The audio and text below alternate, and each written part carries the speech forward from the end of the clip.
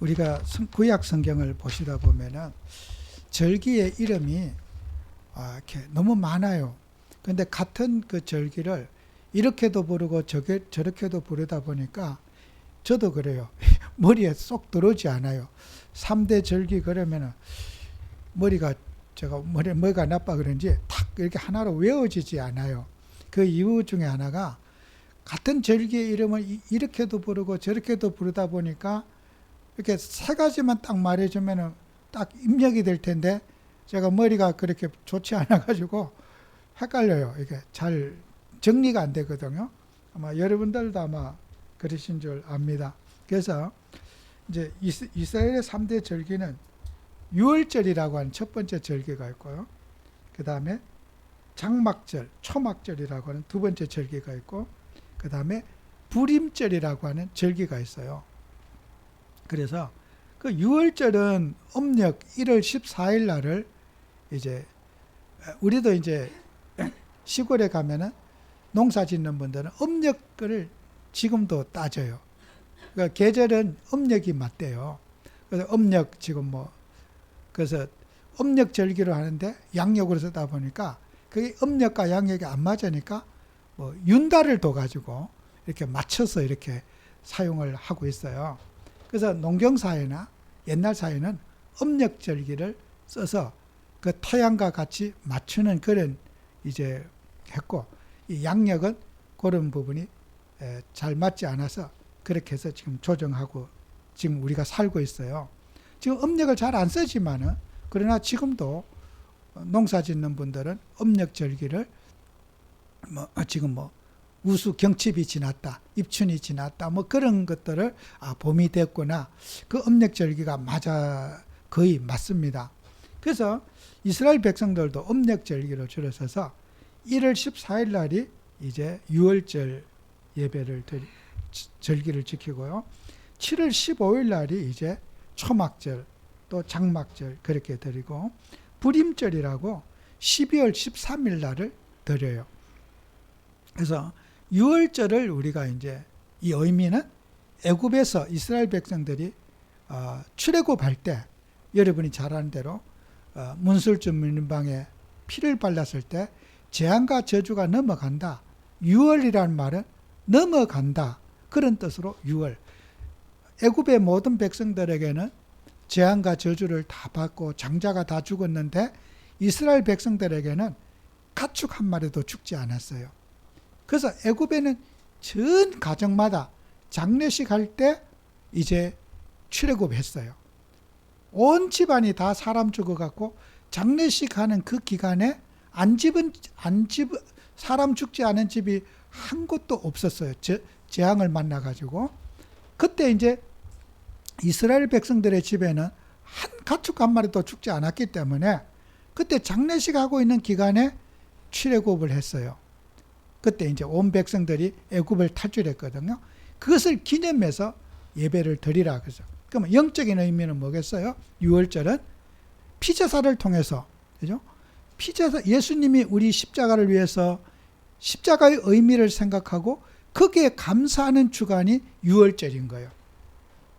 그래서 유월절의 그 피제사의 의미가 신약에 와서도 그대로 이어지게 되죠.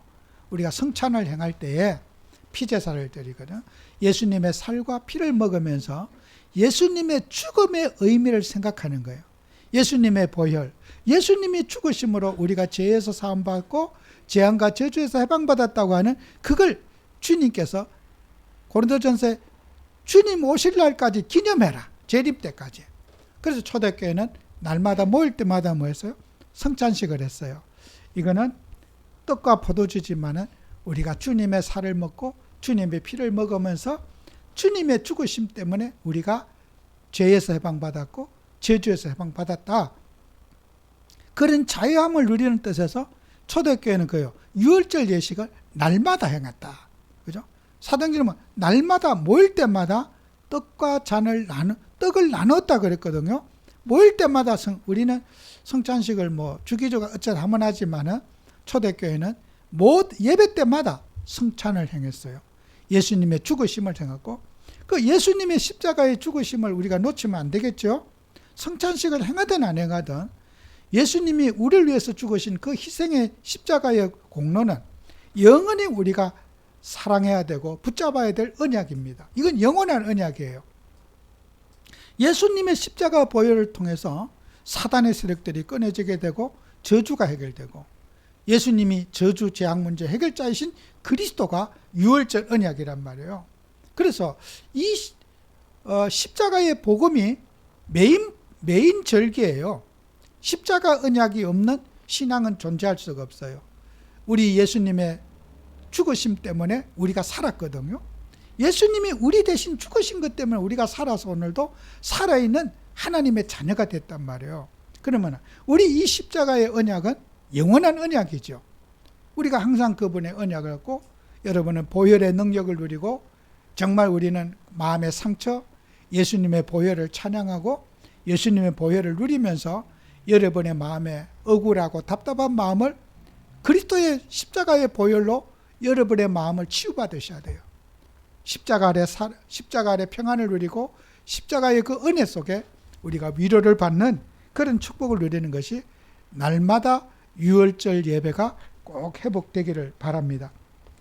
그리고 고린도전서 5장 7절 8절에 보면은 이런 말이죠.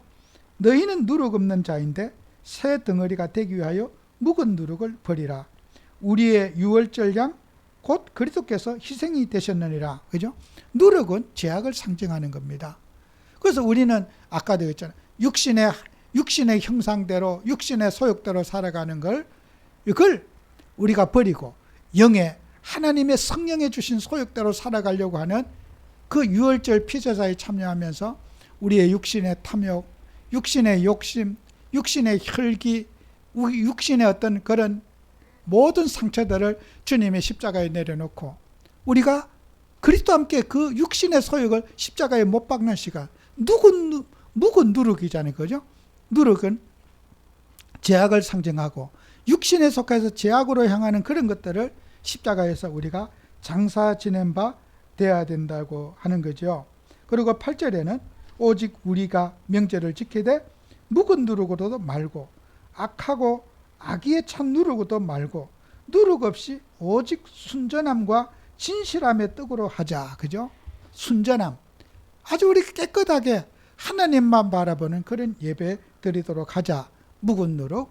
그런 과거에 우리가 불신자 때 살던 거, 불신자의 습관, 불신자의 체질, 불신자의 은행 다 내려놓고 우리는 성령의 소욕대로 살아가자. 옛 습관 버려버리고 그래서 유월절 예배에 참여하는 우리들은 항상 나를 주님 앞에 죽이고 내려놓는 그것이 유월절 예배요. 또 우리가 성찬을 대하는 예배가 아니겠습니까?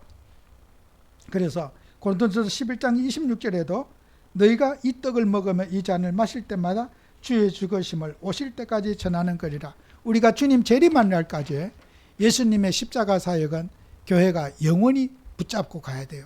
그래서 우리가 전국과 세계에 교회 간판을 딱 십자가를 걸어놨어요. 어떤 분은 십자가가 우상이다 그런 말 바보 같은 사람들이 하는데 교회의 마크가 뭐예요? 십자가예요. 십자가 그려 있으면은 교회 마크다. 교회구나 이렇게 하죠. 절은 또 절간 표시가 있고 교회 다니는 사람은 십자가 그려놨어요. 왜? 그 십자가를 늘 붙잡고 살아야 된다는 거예요. 그 십자가의 그것이 교회의 상징이고 마크가 될 것은 그것은 우상이 아니에요. 우리는 주님이 십자가에서 피 흘려 돌아가신 그 십자가의 공로를 가슴속에 붙잡고 살아야 되는 것이 유월절이라는 거예요. 그 다음에 우리가 두 번째 절기가 맥추절이라는 게 있어요. 그 맥추절을 우리가 우리가 보리를 수확한 데서 보리 맥자에서 맥추절이라고 하고 또 출애굽기 34장 22절에도 보면은 77절 곧 맥추의 초실절을 지키고 그랬어요. 새말에는 연말에는 수장절을 지키라. 77절이라고 하는 것은 7절을 77이 49 불교인들이 49절을 해요. 지난번 장례식 때 보니까 그 불교 그 장례식 할 때 그 제가 그 입관 예배 할 때 보니까 불교식으로 또 하는데 보니까 처음 봤어요. 뭐 이렇게더라고. 그 영혼이 아직 49일 동안에는 못 떠난대요. 그래서 귀신 신나라 까먹는 소리를 하고 있더라고요. 49일 동안에 영혼이 못 떠나가고 있대요. 이 땅에. 그래서 49제를 하는 거래요. 그래, 그 설명을 하더라고. 그 불교 장례식에 보니까. 근데, 그러니까 그게 뜻이 아니고, 이 49는 77이, 유월절 지난 후에 49일째가 되는 그 날을, 그래서 77절, 7 곱하기 7에서 49에서 77절이라고도 말하고, 처음으로 곡식을 광야 생활하면서 거뒀다고 해서 초실절이라고도 말해요. 그래서 우리가 교회 절기에는 맥주 감사절을 지키는 것은 보리가 봄에 수확을 하거든요. 그 봄에 우리가 추수 감사 예배를 하나님 앞에 드린 거죠. 그걸 또 오순절이라고도 말해요. 한 가지 절기를 가지고 엄청 표현이 많아갖고 이 절기가 머리에 쏙 들어오지 않아요. 한마디만 하면 좋은데 한 절기를 여러 가지 표현하니까, 그래서 오순절에는 그 사도행전 2장에 보면은 오순절 날에 성령이 역사했거든요. 마가다락방에 오순절 절기에. 그래서 성령이 그 역사한 그것을 가지고 우리가 오순절 날에 성령이 강림했다고 그렇게 우리가 해서 오순절에도 표현을 해요. 그래서 여러 가지로 표현을 하고 있지만은 이것은 영적인 의미로는 우리가 이 광야 생활이 뭡니까? 이 세상에 우리가 살아가는 세상에 성령의 임재를 누리고 성령과 교통하면서 하나님의 인도를 받아가는 과정, 그게 맥추절의 의미예요. 정말 우리는 그 맥추절은 우리가 날마다 하나님이 일용할 양식을 주시고 이 세상 살아가는 것이 고난의 생활이고 역경이 많고 어려움이 많아요. 그때마다 우리는 성령의 인도를 받아서 우리가 구원받은 하나님의 자녀가 세상과 전투적으로 싸우고 영적인 싸움을 싸우면서 우리가 세상을 정복하고 또 이끌어가야 될 그런 사명을 갖는 게 또 맥추절의 의미, 77절 초막절의 또 의미겠죠. 초실절의 의미겠죠. 그 다음에 이제 우리가 수장절, 마지막 그 수장절의 의미는 이제 이게 수장, 그 제일 마지막 연말에 드리는 건데 음력 12월 13일에 이제 드리는 게 우리가 이제 말하는 전 세계 기독교가들의 추수감사절. 그죠? 나라들마다 봄, 여름, 가을, 겨울이 다 달라요. 그죠? 우리가 또 여름일 때, 저 남미 브라질 같은 나라는 겨울이에요. 이게 지구가 둥글잖아요. 그래서 이게 그 어떤 나라는 추수감사, 우리나라는 이 절기가 유대 절기하고 조금 맞아요. 그런데 이제 우리하고 반대적인 나라는 추수감사절이 겨울에 될 수도 있겠죠. 그죠? 1월달 음력 12월 13일이 추수감사절이니까 저 브라질 같은 나라는 한겨울에 이제 추수감사자가 되겠죠. 그죠? 근데 우리 절기에는 우리 가을철에 이제 추수감사가 되니까 그 추수감사의 의미와 좀 우리는 좀 매치가 돼요. 우리나라에서는. 그런데 추수감사가 겨울철에 되는 나라도 있다는 거 여러분이 기억하셔가지고 우리가 세계복음화 해야 되니까 뭐 이런 것에 갖고 싸우거나 갈등할 필요 없겠죠. 대한민국에 살면은 맞는데 다른 나라 가서는 또 이게 안 맞아요. 추수 가서 곡식을 저장하고 저축한다. 이것은 구원을 의미하는 거예요. 추수감사의 의미는 구원이다. 우리가 구원에 감사하는 의미가 추수감사의 주된 의미라는 것을 여러분이 기억해야 돼요. 그래서 이걸 추수감사절을 하는 것을 불임절이라고 이제 말하기도 해요. 그 불임절에는 그냥 에스더 왕이 에스더 왕비가 이제 모르드게과 함께 그 이스라엘 백성들이 하만의 계략에 의해 가지고 에스더서에 보면은 이스라엘 백성들이 다 죽게 되었어. 그래 갖고 그 모르드게와 에스더가 유대인들의 기도를 통해서 하나님이 역전을 시켜줬잖아요. 하만이 거기 매달려 죽고 모함 죽음의 위기에 있던 이스라엘 백성들은 다 살아나고 이렇게 그 된 것을 기념해 갖고 불임절을 지키라고 명령을 했어. 그 에스더를 통해서 다 죽게 된 이스라엘 백성들이 구원을 받았잖아요. 그 구원받은 것을 기념해서 불임절을 대대로 지키라. 그래서 그 불임절의 유래는 거기에서부터 시작된 거거든요. 그러면은 우리가 이 불임절이라고 하는 거, 또 수장절이라고 하는 거, 추수감사절이라는 거, 한 가지 의미를 가지고 여러 가지 표현을 하니까 머릿속에 쏙 들어지를 않아요. 저도 헷갈려요. 이날까지 성경을 봐도 머리가 뒤숭숭하거든요. 한 가지만 표현하면은 착 암기가 되는데 상황에 따라서 뭐 이렇게 표현을 하니까, 그러나 추수감사의 의미, 우리가 불임절의 의미, 수장절의 의미는 구원을 상징한다. 우리는 이 땅에 살지만은 구원받아 놓고 사는 거 아니겠어요? 그래서 우리가 3대 절기에 대한 그런 여러 가지 의미들을 우리가 해석할 수 있겠지만은, 이렇게 해서 우리가 3대 절기를 간략하게 우리가 이해를 하고 또 외워지지 않아도 됩니다. 저는 제일 중요한 메인 절기가 뭐냐? 유월절 피제사라고 생각되어져요. 그죠? 우리는 피 없이는 하나님 만날 수 없고, 그 주님의 십자가 보혈 속에 우리는 영원히 해방받고 자유함을 누리는 거지 않겠습니까?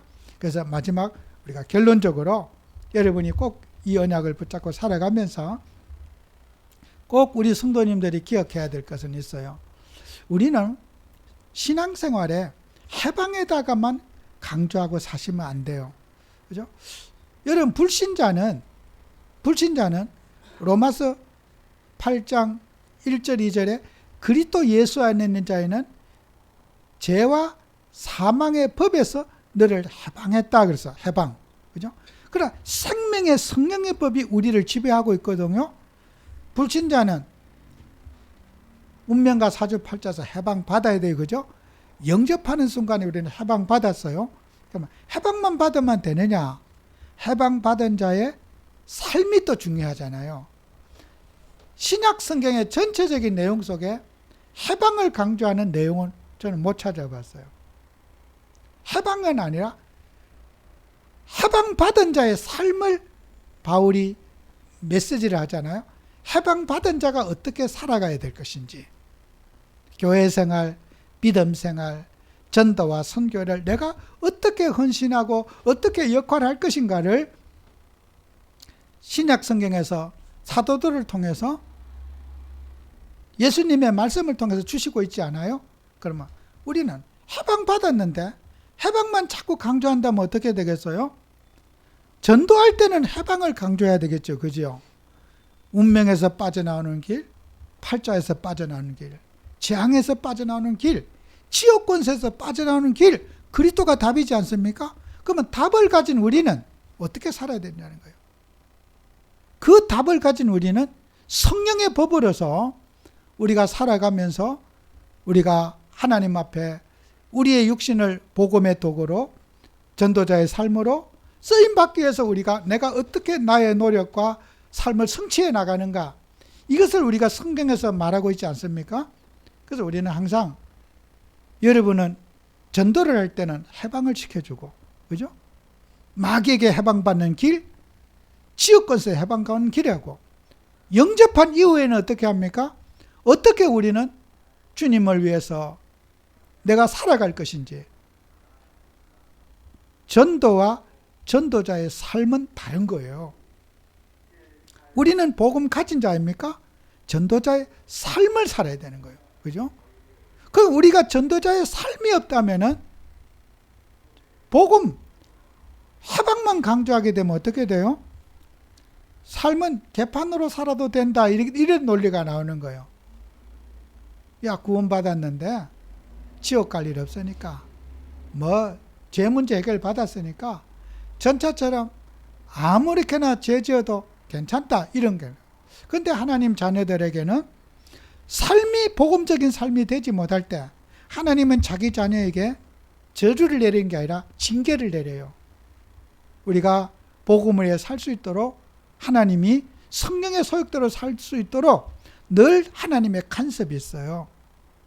그래서 우리는 늘 주님 앞에서 우리 자신을 복음의 도구로 살며 또 내가 어떻게 하나님 앞에 헌신할진지. 아까도 제가 예배에 말씀드린 대로 나는 어떻게 전도를 실천하고 이 복음운동을 내가 할 것인지, 내 역할은 무엇인지, 이걸 우리가 늘 고민하고 기도해야 될 줄로 믿습니다. 그래서 저는 우리 정말 교회가, 저는 전도하는 교회가 되기를 원하고, 또 선교하는 교회가 되고, 세계복음하는 교회 속에 살아야 된다. 진짜 우리는 이 생명운동을 통해서 이 그리스도의 복음이 정말 때가 묻지 않도록 우리가 깔끔한 예수님을 전해야 돼요. 그죠? 내 소욕이 들어가고 내 야망이 들어간 복음이 아닌, 내 인간의 어떤 재주가 들어간 복음이 아닌 예수님이 십자가에서 우리를 위해서 희생하신 그 복음이 들어갔을 때 사람이 치유되고 변화되는 거 우리 주님이 하십니다. 그죠? 우리는 많은 사람들이 복음이 문제가 있는 줄 알아요. 절대로 그렇지 않습니다. 복음은 영원한 것이고 그리스도는 완전한 분입니다. 여러분이 그리스도에 대한 의심을 해서는 안 됩니다. 어떤 일이 있어도. 그죠? 제가 아무리 이상해도 예수는 그리스도입니다. 여러분이 아무리 이상해도 예수님은 그리스도로서 십자가에서 우리 인생 문제를 해결하신 분이에요. 우리는 그분을 위해서 우리가 보답하면서 정말 새 생명을 누리고 정말 전도자의 삶을 살기 위해서 우리가 노력하는 것이 하나님 자녀의, 하나님 자의 도리고 그게 본분이 아니겠습니까? 그래서 우리는 항상 때를 얻든 못 얻든 나의 전도, 나의 계획을 실천하고 또 우리가 삶의 현장에서 정말 끊임없이 준비하고, 어떤 분들이 내가 전도를 위해서, 자, 여러분 복음을 위해서 인본주의란 말을 함부로 우리가 매도해서는 안 됩니다. 사람이 어떤 머리를 쓰고 재주를 부리고 노력하고 연구하는 것은 아름다운 것이에요. 생각 없이 사는 것이 그게 하나님 뜻이 아니에요. 내가 전도를 위해서 구상을 하고, 저는 교회 안에 그래요. 교회 우리 총동원주를 하면은 그렇게 사람들을 초대하면은 어떤 그 선물이라도 좀 이렇게 참 좋은 선물을 하라도 교회 온 사람에게 오늘 행사니까 선물 하나 드리고, 그죠? 교회 강단에서 은혜는 못 받았어도 또 은혜 받고 안 받고도 하나님이 하실 일이지 제 재주로 하는 거 아니잖아요. 못 받은 분에게도 야, 그 교회 가서 내가 선물 받았어. 좀 그런 느낌이라도, 참 그런 마음이라도 갖게 하는 것도 그게 인본주의냐? 나는 그렇게 보지 않아요. 저는 그런 것도 우리가 교회 준비해서 그래, 우리가 교회 한번 와줬는데 교회에 좋은 이미지를 심고 또 교회가 이런 역할을 하고 있다는 걸 정말 그런 배려할 때 그분들은 교회에 대한 이미지를 잘 갖고 가는 것도 그게 간접전도가 아니겠습니까? 그게 인본주의겠습니까? 교회는 하나님 말씀만 들어야 되고 다른 거 어떤 것도 하면 안 된다. 그게 과연 옳은 것입니까? 저는 그렇게 생각하지 않아요. 그래서 저와 여러분은 아이디어를 쓰고 하나님이 주신 그 육신의 형상을 우리가 100% 사용할 수 있는 그 복음이 돼야 되지 않겠어요? 기능도 사용하고 방법도 쓰고 그게 복음이지 않겠습니까? 그래서 저와 여러분들이 기도하면서 우리가 현장의 전도운동을 위해서 저도 저 자신이 설교만 할 것이 아니라 저도 안 되면 저 경로당에 가서라도 오늘 일당 줄 테니까 다 오시오. 내가 알바. 나는 내 마음속에 기도하면서 목사가 친구도 없지 누구를 전도할까 고민하면서 여러분과 제가 복음을 위해서 정말 예수님 때문에 그렇게 여러분이 뭔가 우리가 헌신했을 때 하나님은 여러분에게 큰 위로와 하나님 자녀들의 헌신과 수고에 주님의 보상이 있어요. 상급이 있어요. 살아서도 있고 여러분이 천국 가서도 있어요. 그래서 우리는 하나님은 잘한 것에 대해서는 칭찬과 격려와 상급을 주시고 잘못한 것에 대해서는 똑바로 살아라고 해서 징계를 하셔요. 그건 저주가 아니에요. 여러분 자기 자녀들에게 맨날 뭐든 나쁜 짓 할 때 어느 부모가 한 번 두 번은 그래 버릇 고치려고 말도 좋은 말도 하고 따뜻한 말도 하잖아요. 가르쳐도 보고 계속해서 자식이 말 안 들으면 어떡해요? 부모에게 안타깝지만은 매질도 해요. 돌아오라고. 버릇을 고치기 위해서. 우리 아버지도 그래요. 봐줘요. 그래, 좀 잘못해도 봐줘요. 그러나 그 나쁜 행동을 하나님이 인정해서 봐준 건 아니란 말이에요. 사랑해서. 하나님은 유하신 분이고 온유하신 그리스도시기 때문에 우리를 잘못해도 용서해 주시고 잘못해도 앞으로 잘할 그 미래를 생각해서 하나님은 축복해 주시고 하는데 계속해서 나쁜 습관을 고집하면 어떻게 해요? 그때는 하나님 앞에 매를 맞아요. 그러니까 우리가 그 매를 맞는 것을 사랑의 징계인 거예요. 그건 저주가 아니죠. 그죠? 어쩌면 버려진 자식은 저주가 없어요. 네 멋대로 세상 마음대로 살아라. 사기를 치든 뭐든 살아라. 그건 하나님의 사랑에서 벗어난 사람은 하나님은 간섭하지 않아요. 그죠? 우리가 하나님의 간섭을 받고 있다는 것은 그게 축복이란 말이에요. 그래서 여러분과 제가 기도하면서 정말 우리는 선한 싸움을 싸우고 어떻게 하면 사람을 살릴 수 있는지 여러분은 복음 때문에 수모도 받고 무시도 받고 어떤 여러분이 전도하고 핍박받고 어려움 받았다. 하나님 기뻐하십니다. 그죠? 그것으로 인해서 여러분 큰 복을 받습니다. 제가 우리 장로님 계시잖아요. 장로님이 이제 군대를 갔다 와서 공무원 시험 보고 이제 공무원이 됐어요. 그래서 공무원 첫 발령지가 강명 무슨 동사무소에 발령이 났어요. 그래서 저는 또 목사라고 이제 장로님한테 이제 좀 미션을 줬어요. 그 지역에 전도 대상자, 또 영세민, 무당들은 나라에서 보조를 받잖아요. 생활력이 없으니까. 그 좀 명단이나 이런 거 내가 전도하고 싶다 했더니 공무원이니까 그 동네에 그 무당 그들 알잖아요. 내가 그 주소를 받아갖고 가서 무당한테 전도하러 갔어요. 전도하러 갔는데 저한테는 고분고분하고 말도 듣고 예수님 영접도 하고 따라도 하고 다 했어요. 근데 내가 이렇게 이제 그러고 이제 오는데 한 30분 정도 지나서 이제 그 광명에서 이제 이쪽으로 오는데 전화가 왔어요. 그 무당이 동사무소 찾아와가지고 공무원이 이런 이제 주소를 주고 했으니까 따지러 온 거야. 나한테 책임질 거냐고. 무당하다가 예수님을 믿으면은 내 밥그릇 밥줄 해결할 거냐고 따지러 온 거야. 내가 그 전화를 받는데 머리끝이 뻘쳐서 어떻게 내가 이렇게 참 직장 생활에 도와줘야 되는데 막 운전을 못 하겠다고 너무 마음이 미안해서 어떻게 내가 목사가 이렇게 참 나는 그냥 순수하게 전도하라고 막 전도만 생각하고 무당한테 갔는데 무당이 그렇게 행패하러 올 줄 나는 꿈에도 생각 못 했거든. 얼마나 제가 마음이 참 그 순간에 힘들었는지 몰라요. 근데요, 그래 이제 그 직장에 근무를 하니까 하나님이 은혜로 그 직장에 요거도 먹는 직장에 있는 게 너무 내서 방법이 없잖아. 그 하나님이 바로 발령을 어디로 주겠냐? 광명시청으로 발령을 딱 주는 거야. 그때 저는 속으로 엄청 감사했어요. 광명 동사무소에 있다가 광명시청에 어떤 그쪽으로 발령을 줘갖고 그래 조금 있다가 이제 도로 발령을 해주는 거야. 나는 그때 잊어지지 않아요.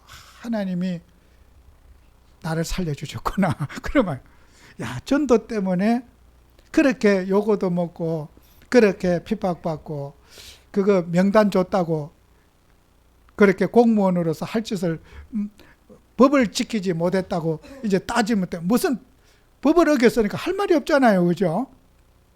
하나님의 위로가 있어요. 그래서 저는 그 광명시청에 근무하러 간 걸 너무 저는 그때 진짜 기분이 좋았어요. 그 동사무소에 지긋지긋한데 맨날 그 고스톱이나 치고 그런데 근무하지 않고 그걸 그러니까 전 최고의 제가 위로를 받았어요. 그 상처. 그죠?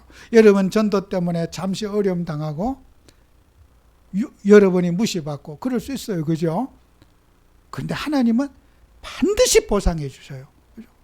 그래 그 시험이 또 돼가지고 그때 지금까지 이렇게 도청에서 본청에서 근무할 수 있는 게 나는 그 하나님의 너무 감사한 거예요.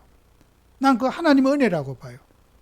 여러분이 정말 어떤 일에서 내가 정말 복음 때문에 수고하고 애쓴 거, 여러분 하나님이 주신 보상이 있습니다. 절대로 그 보상 떼먹지 않습니다. 낙심하지 마세요. 야, 이것 때문에 내가 복받겠구나. 이것 때문에 내가 축복받겠구나. 전도 때문에 무시받고, 전도 때문에 여러분이 욕 얻어먹고, 제발 욕 좀 얻어먹게 해달라고 기도하시기 바랍니다. 그래야 여러분이 제대로 복을 아는 사람이라.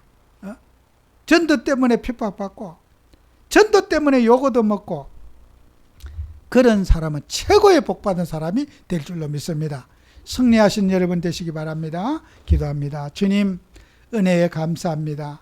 정말 우리는 복음을 사랑하고 그리스도의 복음을 가슴속에 붙잡고 살며 유월절의 피 언약을 가슴속에 새기고 살아가는 저희들 되게 하시고, 구원받은 은혜에 감사하며 우리는 주야로 주님의 뜻을 위해 헌신할 수 있는, 고민하고 생활하며 헌신할 수 있는 저희들이 되게 해 주옵소서.